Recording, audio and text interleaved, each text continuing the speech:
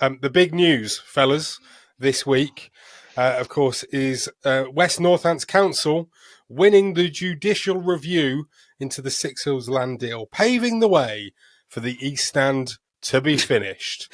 How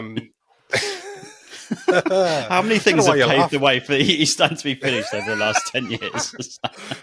Daddy, you wrote it. I'm just reading it. Yeah. Do you remember the picture of was it ex-MP councillor David McIntosh, was it?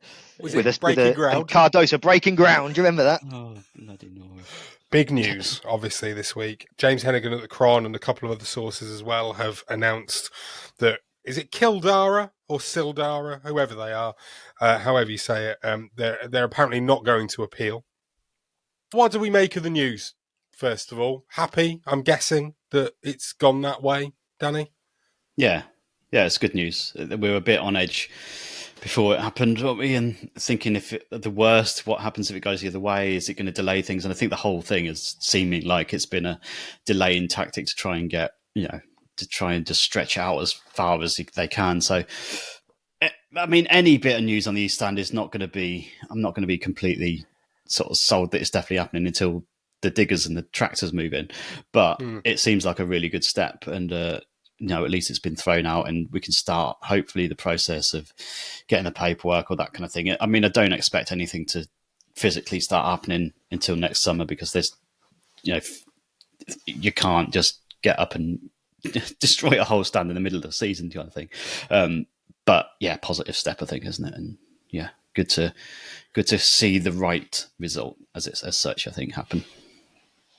It does feel a little bit like we've been waiting for this particular part of the saga to be resolved for absolutely ages.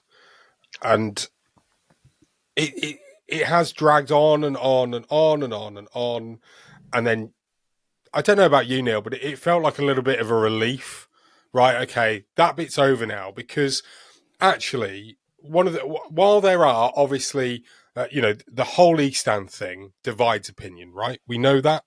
I tend to think that the three of us and Chesy are able to be not quite so polarized about the whole situation and see things from both sides and see the good and the bad, essentially, from, those different stances. I mean, for me, and I don't want to put words in your mouth here, Neil, but for me, I think that this is now the point where there is nothing more standing in the way of us actually now starting to get this whole sorry saga put to bed. I'm just glad that this excuse, if you like, is no longer there.